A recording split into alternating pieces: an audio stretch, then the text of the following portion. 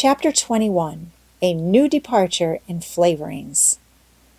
"Dear me, there is nothing but meetings and partings in this world, as Mrs. Lynde says," remarked Anne plaintively, putting her slate and books down on the kitchen table on the last day of June and wiping her red eyes with a very damp handkerchief. "Wasn't it fortunate, Marilla, that I took an extra handkerchief to school today? I had a presentiment that it would be needed."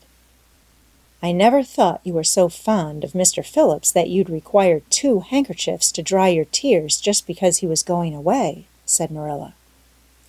"I don't think I was crying because I was really so very fond of him," reflected Anne. "I just cried because all the others did. It was Ruby Gillis started it. Ruby Gillis has always declared she hated Mr. Phillips, but just as soon as he got up to make his farewell speech, she burst into tears. Then all the girls began to cry, one after the other. I tried to hold out, Marilla. I tried to remember the time Mr. Phillips made me sit with a boy, and the time he spelled my name without an E on the blackboard, and how he said I was the worst dunce he ever saw at geometry and laughed at my spelling, and all the times he had been so horrid and sarcastic.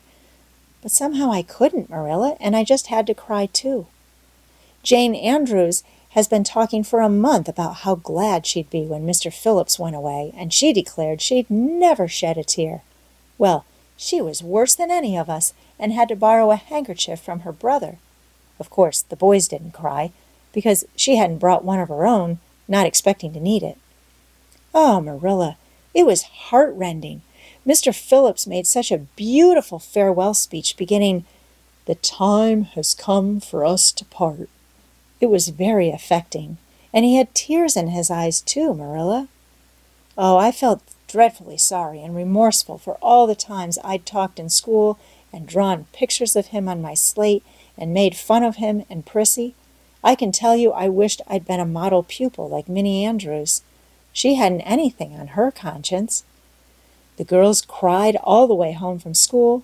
Carrie Sloane kept saying every few minutes, 'The time has come for us to part,' and that would start us off again, whenever we were in any danger of cheering up.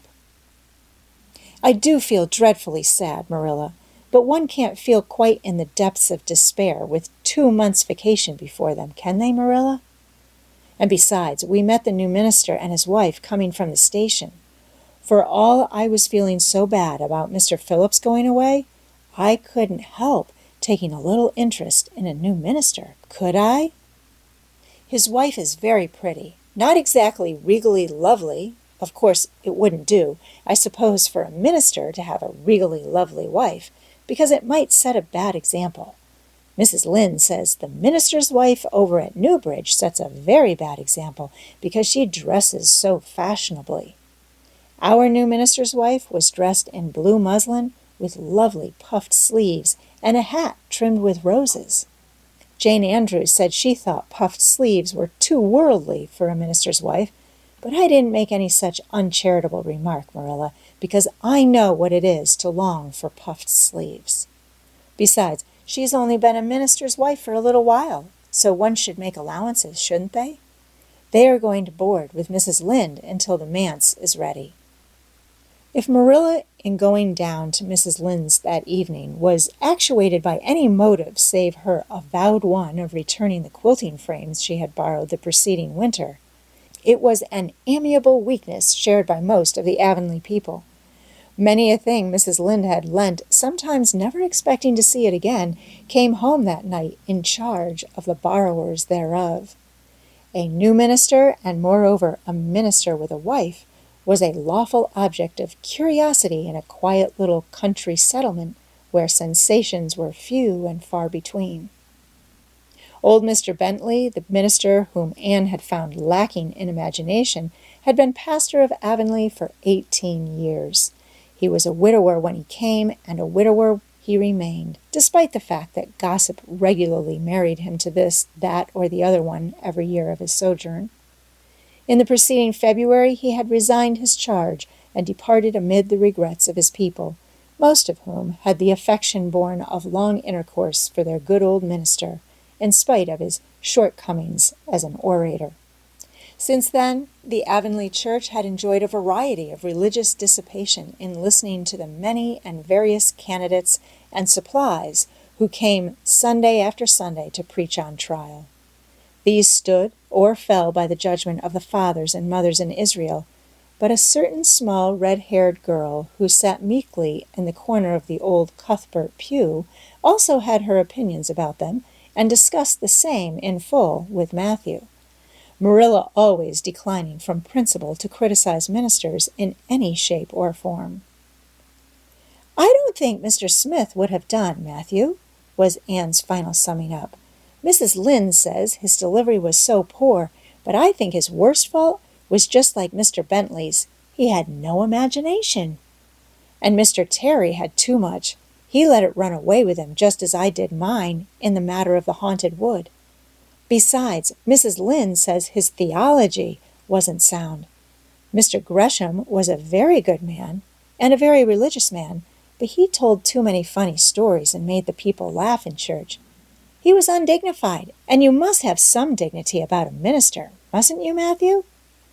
I thought Mr. Marshall was decidedly attractive, but Mrs. Lynde says he isn't married or even engaged, because she made special inquiries about him, and she says it would never do to have a young unmarried minister in Avonlea, because he might marry in the congregation, and that would make trouble. Mrs. Lynde is a very far-seeing woman, isn't she, Mathew? I'm very glad they've called Mr. Allen. I liked him because his sermon was interesting, and he prayed as if he meant it, and not just as if he did it because he was in the habit of it. Mrs. Lynde says he isn't perfect, but she says she supposes we couldn't expect a perfect minister for $750 a year. And anyhow, his theology is sound because she questioned him thoroughly on all the points of doctrine. And she knows his wife's people, and they are most respectable, and the women are all good housekeepers.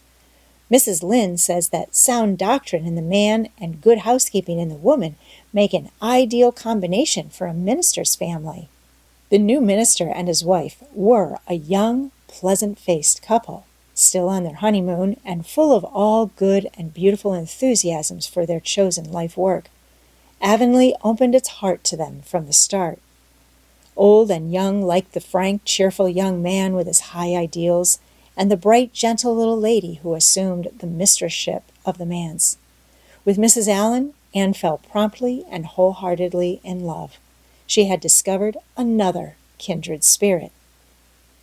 "Mrs. Allen is perfectly lovely," she announced one Sunday afternoon. "She's taken our class, and she's a splendid teacher. She said right away she didn't think it was fair for the teacher to ask all the questions. And you know, Marilla, that is exactly what I've always thought. She said we could ask her any question we liked, and I asked ever so many. I'm good at asking questions, Marilla." "I believe you," was Marilla's emphatic comment. "Nobody else asked any except Ruby Gillis, and she asked if there was to be a Sunday school picnic this summer. I didn't think that was a very proper question to ask because it hadn't any connection with the lesson. The lesson was about Daniel in the lion's den, but Mrs. Allen just smiled and said she thought there would be. Mrs. Allen has a lovely smile. She has such exquisite dimples in her cheeks. I wish I had dimples in my cheeks, Marilla. I'm not half so skinny as I was when I came here, but I have no dimples yet. If I had, perhaps I could influence people for good. Mrs. Allen said we ought always to try to influence other people for good. She talked so nice about everything. I never knew before that religion was such a cheerful thing. I always thought it was kind of melancholy, but Mrs. Allen's isn't. And I'd like to be a Christian if I could be one like her. I wouldn't want to be one like Mr. Superintendent Bell." "It's very naughty of you to speak so about Mr. Bell," said Marilla severely. "Mr. Bell is a real good man." "Oh, of course he's good," agreed Anne, "but he doesn't seem to get any comfort out of it. If I could be good, I'd dance and sing all day because I was glad of it. I suppose Mrs. Allen is too old to dance and sing, and of course it wouldn't be dignified in a minister's wife. But I can just feel she's glad she's a Christian, and that she'd be one even if she could get to heaven without it." I suppose we must have Mr. and Mrs. Allen up to tea some day soon, said Marilla reflectively. They've been most everywhere but here. Let me see. Next Wednesday would be a good time to have them. But don't say a word to Matthew about it, for if he knew they were coming, he'd find some excuse to be away that day. He'd got so used to Mr. Bentley he didn't mind him, but he's going to find it hard to get acquainted with a new minister, and a new minister's wife will frighten him to death. I'll be as secret as the dead, assured Anne, but oh, Marilla, will you let me make a cake for the occasion? I'd love to do something for Mrs. Allen. And you know, I can make a pretty good cake by this time. You can make a layer cake, promised Marilla. Monday and Tuesday, great preparations went on at Green Gables. Having the minister and his wife to tea was a serious and important undertaking, and Marilla was determined not to be eclipsed by any of the Avonlea housekeepers. Anne was wild with excitement and delight. She talked it all over with Diana Tuesday night in the twilight as they sat on the big red stones by the Dryad's bubble and made rainbows in the water with little twigs dipped in fir balsam. Everything is ready, Diana, except my cake, which I'm to make in the morning, and the baking powder biscuits, which Marilla will make just before tea time. I assure you, Diana, that Marilla and I have had a busy 2 days of it. It's such a responsibility having a minister's family to tea. I never went through such an experience before. You should just see our pantry. It's a sight to behold. We're going to have jellied chicken and cold tongue. We're to have 2 kinds of jelly, red and yellow, and whipped cream, and lemon pie, and cherry pie, and 3 kinds of cookies, and fruit cake, and Marilla's famous yellow plum preserves that she keeps especially for ministers, and pound cake, and layer cake, and biscuits as aforesaid, and new bread and old, both, in case the minister is dyspeptic and can't eat new. Mrs. Lynde says ministers are dyspeptic. But I don't think Mr. Allen has been a minister long enough for it to have had a bad effect on him. I just grow cold when I think of my layer cake. Oh, Diana, what if it shouldn't be good? I dreamed last night that I was chased all around by a fearful goblin with a big layer cake for a head. It'll be good, all right, assured Diana, who was a very comfortable sort of friend. I'm sure that piece of the one you made that we had for lunch in Idlewild 2 weeks ago was perfectly elegant. Yes, but cakes have such a terrible habit of turning out bad, just when you especially want them to be good, sighed Anne, setting a particularly well-balsamed twig afloat. However, I suppose I shall just have to trust to Providence and be careful to put in the flour. Oh, look, Diana, what a lovely rainbow! Do you suppose the Dryad will come out before we go away and take it for a scarf? You know there is no such thing as a Dryad, said Diana.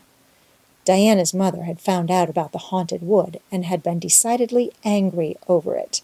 As a result, Diana had abstained from any further imitative flights of imagination and did not think it prudent to cultivate a spirit of belief even in harmless Dryads.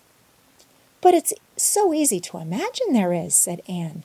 Every night before I go to bed, I look out of my window and wonder if the Dryad is really sitting here, combing her locks with a spring for a mirror.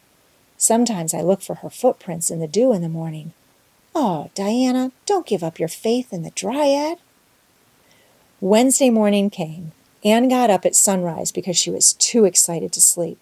She had caught a severe cold in the head by reason of her dabbling in the spring on the preceding evening, but nothing short of absolute pneumonia could have quenched her interest in culinary matters that morning.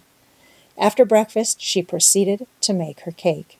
When she finally shut the oven door upon it, she drew a long breath. I'm sure I haven't forgotten anything this time, Marilla, but do you think it will rise? Just suppose perhaps the baking powder isn't good. I used it out of the new can, and Mrs. Lynde says you can never be sure of getting good baking powder nowadays when everything is so adulterated. Mrs. Lynde says the government ought to take the matter up, but she says we'll never see the day when a Tory government will do it. Marilla, what if that cake doesn't rise? We'll have plenty without it, was Marilla's unimpassioned way of looking at the subject. The cake did rise, however, and came out of the oven as light and feathery as golden foam. Anne flushed with delight, clapped it together with layers of ruby jelly, and in imagination saw Mrs. Allen eating it and possibly asking for another piece. "You'll be using the best tea set, of course, Marilla," she said. "Can I fix the table with ferns and wild roses?" "I think that's all nonsense," sniffed Marilla. "In my opinion, it's the eatables that matter and not flummery decorations." "Mrs. Barry had her table decorated," said Anne, who was not entirely guiltless of the wisdom of the serpent, "and the minister paid her an elegant compliment. He said it was a feast for the eye as well as the palate." "Well, do as you like," said Marilla, who was quite determined not to be surpassed by Mrs. Barry or anybody else. "Only mind, you leave enough room for the dishes and the food." Anne laid herself out to decorate in a manner and after a fashion that should leave Mrs. Barry's nowhere. Having abundance of roses and ferns and a very artistic taste of her own, she made that tea table such a thing of beauty that when the minister and his wife sat down to it, they exclaimed in chorus over its loveliness. "It's Anne's doings," said Marilla grimly just, and Anne felt that Mrs. Allen's approving smile was almost too much happiness for this world. Matthew was there, having been inveigled into the party, only goodness and Anne knew how. He had been in such a state of shyness and nervousness that Marilla had given him up in despair. But Anne took him in hand so successfully that he now sat at the table in his best clothes and white collar and talked to the minister, not uninterestingly. He never said a word to Mrs. Allen, but that perhaps was not to be expected. All went merry as a marriage bell until Anne's layer cake was passed. Mrs. Allen, having already been helped to a bewildering variety, declined it, but Marilla, seeing the disappointment on Anne's face, said smilingly, "Oh, you must take a piece of this, Mrs. Allen. Anne made it on purpose for you." "In that case I must sample it," laughed Mrs. Allen, helping herself to a plump triangle, as did also the minister and Marilla. Mrs. Allen took a mouthful of hers, and a most peculiar expression crossed her face. Not a word did she say, however, but steadily ate away at it. Marilla saw the expression and hastened to taste the cake. "Anne Shirley!" she exclaimed. "What on earth did you put into that cake?" "Nothing but what the recipe said, Marilla," cried Anne with a look of anguish. "Oh, isn't it all right?" "All right! It's simply horrible. Mr. Allen, don't try to eat it. Anne, taste it yourself. What flavoring did you use?" "Vanilla," said Anne, with her face scarlet with mortification after tasting the cake. "Only vanilla. Oh, Marilla, it must have been the baking powder. I had my suspicions of that baking powder fiddlesticks. Go and bring me the bottle of vanilla you used." Anne fled to the pantry and returned with a small bottle partially filled with a brown liquid and labeled yellowly, "Best Vanilla." Marilla took it, uncorked it, smelled it. "Mercy on us, Anne! You flavored that cake with anodyne liniment. I broke the liniment bottle last week and poured what was left into an old empty vanilla bottle. I suppose it's partly my fault. I should have warned you. But for pity's sake, why couldn't you have smelled it?" Anne dissolved into tears under this double disgrace. "I couldn't. I had such a cold." And with this she fairly fled to the gable chamber, where she cast herself on the bed and wept as one who refuses to be comforted. Presently a light step sounded on the stairs, and somebody entered the room. "Oh, Marilla," sobbed Anne without looking up, "I'm disgraced forever. I shall never be able to live this down. It will get out. Things always do get out in Avonlea. Diana will ask me how my cake turned out, and I shall have to tell her the truth. I shall always be pointed at as the girl who flavored a cake with anodyne liniment. Gil, the boys in school will never get over laughing at it. Oh, Marilla, if you have a spark of Christian pity, don't tell me that I must go down and wash the dishes after this. I'll wash them when the minister and his wife are gone, but I cannot ever look Mrs. Allen in the face again. Perhaps she'll think I tried to poison her." Mrs. Lynde says she knows an orphan girl who tried to poison her benefactor, but the liniment isn't poisonous. It's meant to be taken internally, although not in cakes. Won't you tell Mrs. Allen so, Marilla?" "Suppose you jump up and tell her so yourself," said a merry voice. Anne flew up to find Mrs. Allen standing by her bed, surveying her with laughing eyes. "My dear little girl, you mustn't cry like this," she said, genuinely disturbed by Anne's tragic face. "Why, it's all just a funny mistake that anybody might make." "Oh, no, it takes me to make such a mistake," said Anne forlornly. "And I wanted to have that cake so nice for you, Mrs. Allen." "Yes, I know, dear, and I assure you I appreciate your kindness and thoughtfulness just as much as if it had turned out all right.